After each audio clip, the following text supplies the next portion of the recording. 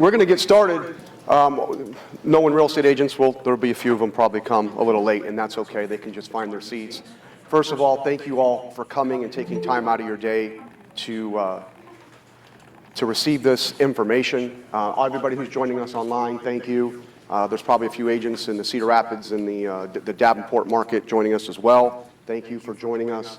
We're going to go over a referral strategy. I'm going to invite one of my good friends, one of our great agents up here to talk a little bit about what she does as well. Before we even get into this, I guess the reason I would want to know is why. Why put this line into your business? I can only tell you that for the first 10 years of my career, a lot like you guys, I was just kind of rolling around, flying from the seat of my pants, taking bills that just kind of fell out of the sky or happened. And then once I started to focus on the people that knew me best, the people that saw value in me, and I was very focused and intentional on how I reached them on a month, weekly, daily basis, my business completely pivoted. I started to get referrals, I started to get past clients, and really about 90% of my business comes from repeat and past clients. So there are people that do it better than me. One of them I'm going to bring up here. But if my success isn't enough alone, just from the real estate market, you know, I'm able to do close to $20 million a year, sell 90 homes a year, almost strictly off of this. And I will say that if you implement this, it won't happen overnight. It takes a concerted, repeated effort, but over a year and a half's time, you will see it. And some of you are new construction agents in here, and I'm always amazed that new construction agents don't farm their past clients or the people that they've built for. You're always looking for the next new buyer, the next new build. You are really missing the mark on filling in some of those gaps, because as we know, if you've been in business long enough, new construction comes and goes. It's hot, it's not hot, you know. The people that know you, love you, care about you, that see value in you will refer you business and your past clients forever.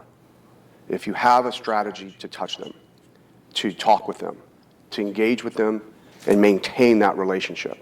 And make no mistake about it, everything that we do in this industry is about building and maintaining relationships. I don't care if you're in an open house, if you're trying to sell a new build, whatever you're doing in a networking event, that's what we do. We build and maintain relationships. Now, building relationships comes natural for a lot of you people. I mean, you're gregarious, you're affable people. But maintaining the relationship takes a system. It takes intention, it takes effort.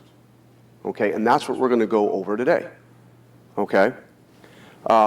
Before we get into that, I want to invite my good friend up, Jenny Farrell. I have known Jenny for 25 years. Her husband is my father's best friend. He's my second cousin, my father's first cousin, and he's my godfather. I've known Jenny before she implemented this. And I'll let her speak to when she started being intentional about it and what it's meant to her. If you don't take my word for it, take her word for it. Jenny, come up here and just talk. And thank you for doing this, Jenny. She's doing it as a favor for me, and no one does it better than Jenny. That's not true. Thanks, Matt. I'm going to hover by you because I have a microphone, okay? and I like to be next to you. Talk to my chest. So, a lot of you do this better than I do, but I just want to tell you that I'm a living, breathing, walking example of why a CRM and working your sphere of influence really does work. So I was like Matt, 10 years in the business. I thought I was doing 30, 40 deals a year just by my good hair and sparkling personality, because my husband and I, we have a good network of friends. We have a huge family. We have really strong ties to the community, so it was easy to do 30 to 40 deals a year without even thinking about it. And then the Great Recession hit. So people don't remember that you're a realtor. Real estate, obviously we need to know what we're doing, but it's mostly about marketing. If you're not in people's face, they're not going to pick up the phone and call you and say, hey, Jenny, we want to buy a house. So I actually learned this from Matt. We were sitting in the South Side office after the recession, and he was really more intentional and focused about bringing his business to the next level. And he was doing the Brian Buffini system. And I don't know if any of you know about the Brian Buffini system, but I kind of implement that loosely with my sphere. But first of all, who doesn't have a CRM right now? Okay, you guys are one. Tammy, the most highest volume realtor in the room. You're not a good example today. You're not a good example. Yeah. Never have. So mine was in my head, right? Yeah. So mine was in my head. You're not a good example. But think of what my business is going to be next year. Yeah, you are an anomaly. Yeah. You should be teaching. You're an anomaly. But if you have a CRM and you use it, you are 90% ahead of the game. It took me 10 to 12 years, but again, doing 30 to 40 deals a year, and then the recession hit, and Matt gave me the highest compliment. He says that I work like there's a recession coming because I'm afraid of the recession because my husband and I are both self-employed. We depleted our savings, and it took us several years to kind of crawl out of that. So as soon as I got a CRM, by every January 1, I'd see Matt. He was very focused on creating his database and working that referral. And every January 1 would come, and I'm like, yeah, I'm going to do that this year. I'm going to do that this year. And then squirrel, phone rings, and then you just don't do it. If you don't have an assistant, get an intern. Get your mom, get your kid, get somebody, hire somebody, $10 an hour or for 10 hours a week. And everything's in your phone that you need. Everything. Every person that you meet, they're in your phone. You've got their phone number. Hire somebody to upload those people into your system. I'm beating a dead horse because you all have a CRM, but you have to use it. I love the people that say they don't want to work with friends or family or neighbors. Are any of you in this room? No? Okay. There are so many realtors that say, I don't want to work with my neighbors, I don't want to work with my family, I don't want to work with my friends. But I would say, Megan's, how much of my business is from our sphere, do you think? Almost 100%. Almost 100%. So, and I'm in that kind of sweet spot where I sold a house and 20 years later they're buying a house, their dream house, they're buying investment properties, their kids are buying a house and their parents are downsizing. But we take care of we don't spend any money on online leads. I'm cheap that way. Like I don't spend money on these. We take care of the people that take care of us. We are intentional. We send out, believe it or not, one of our biggest campaigns is birthday cards. Everybody just has a birthday on Facebook. Send them a personalized birthday card with your signature on it. I can't tell you how a random person will call me and say, hey, Jenny, you're the only person that sent me a birthday card for the last 3 years. My kid's buying a house. Will you help them? Matt's very good at categorizing the people. I don't do that until they've referred me, till they've purchased from me, or until they're, or if they're somebody that's a repeat client, like a past sale. Matt is really, really good about categorizing that, but we get a lot of random leads. I have one person that probably was worth $50,000 worth of my business, and had I not had her in our system and tracking, that's the other big thing I want to talk about is tracking. You need to be connecting your clients in your database, like where did you get that lead from? Megan, how do you do that on our CRM?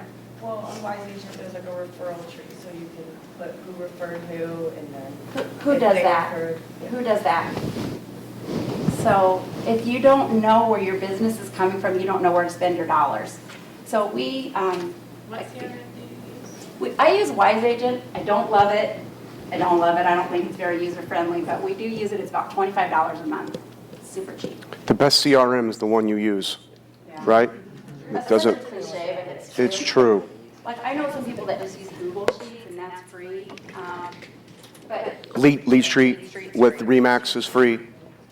so let's get back to friends and family. So people don't like to work with their family because your brother's a pain in the ass, right? Your brother's a pain in the ass, and your roommates and your friends, they've seen you when you didn't go to work for a week, didn't shower, when you broke up with your boyfriend and didn't eat anything but pizza and ice cream for a week. They've seen you laying on the couch at your worst. But I see that as an opportunity, like those people that are the biggest pains in the butt, that's when you have to step up your game 3 times as much, because then they're going to refer you anyway because they have to. They're obligated, they're your family and friends. They're going to tell people about you anyway. But what I love the most is when a family member that was the biggest pain in the butt, that didn't think that you know what you're doing will tell you, Jen didn't know all the things it took to get that deal put together. You guys work your ass off. And I know we all do. I'm not saying I work any harder than anybody. I know what goes on behind the scenes, but we don't tell people that. We shield them from all of the bullets that we take. But Matt asked me to talk about the referral strategy, but mine is 100%. I track heavily who gives me a referral and where it came from. We take care of them. If somebody passes my name along, I send them tasty tacos right away. Like, hey, tacos on us. Thanks for passing my name along. Can't use referral, can you? You're not supposed to, but generally when people get $30 gift certificate of Tasty Tacos, they're not going to be turning you in. I would just not tie it to the referral. Just tell them how much they mean to you. Yeah. You mean thanks for your friendship means a lot to me. Thank you so much. And then Thanks for supporting my business. maybe not put the word referral in the letter. And I send it right away, like right away, because during that time frame, people like to help. They inherently like to help. So, and then after I meet with the person, I might text them like, hey, these people are great, thanks so much. I can never thank you enough for passing my name along. And then after it closes, I'm taking them to dinner. And then at the end of the year, when you're doing your gifts, your annual gifts, if somebody's responsible for a boatload of your business, you're gonna take care of them. You're gonna, I don't know, like we do, we're big on dinner gifts, but if you know something about them, take care of them. Spend your money on the people that already know and love you instead. I can't tell you how to do your business because I know so many people that are doing so much business from Zillow and online leads, but we just take care of the people that take care of us. We do quarterly pop buys, like we'll drop cheesy stuff off. Talk about that a little bit. Talk about, because I know you did gingerbread houses this year.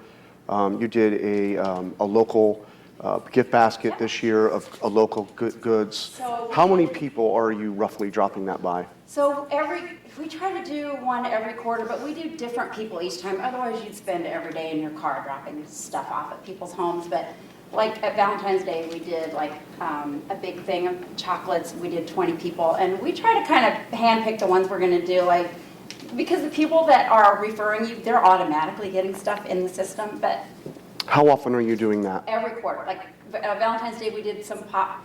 Like, look at Brian Buffini, he's got great pop by ideas, but we like to do original ones. We did leaf bags in the fall, and at Christmas time, It's a great idea. instead of having our holiday party, we bought 100 gingerbread houses, and McCarthy bird dogged them at Costco in October because they quit selling them after that, but they were called gingerbread mansions. They were huge, and they were wrapped in really, really pretty paper, and we drop it on their front porch, and then they were taking pictures of it, like, oh, look what the Jenny Farrell team's like, oh, look at our kids did the gingerbread house, and I thought that was kind of a cool idea. And we do, everybody does pumpkins, but everybody loves pumpkins on the front porch.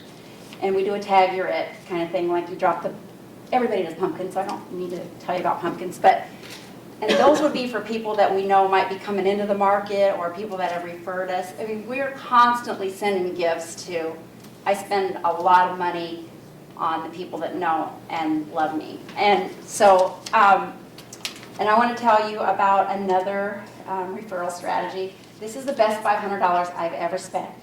If you have a strong community, like I am still really tight with people I went to high school with, because I went to Dowling, and Dowling has a really tight community.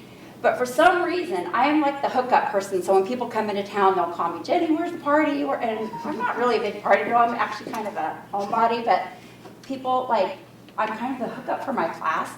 So at a class reunion, I had little tickets made up. And we had a happy hour. And they were good for free drinks, right? And I had my business card.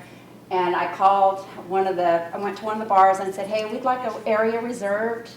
And I want to put, like, I don't know if it was $500 on the tab or whatever it was, 500 or 1,000, I can't remember what it was. But from that reunion, that little happy hour, I probably, like a quarter, how much of my business is from my Dowling community? Probably at least. I would say it's a lot. I mean, it's a lot. And many of those have bought multiple homes for me. And that's your own people. You're having fun anyway. You're out and being with your friends.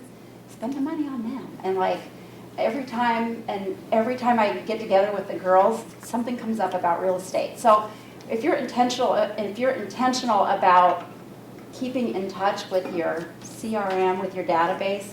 And, you know, it is kind of gross to monetize your friends and your family, but why not? You're both capitalizing off of it. They're getting your expertise, and you're growing your business. And if you and we all sincerely appreciate our friends and family referring us, but make sure they know that. Make sure that they know how much you truly, truly appreciate it, because, I mean, it's kind of gross it's gross that we have to put out on social media what we did, like what our awards are. I don't like to do that, but we all have to do it just to remind people that, hey, I'm in the business and I'm high level. I actually know what I'm doing and I'm high level. I think it's kind of gross to do that, but if we do it from a point of gratitude where you're reaching out to your friends and your family on a regular basis, it has to be consistent. I was doing about 40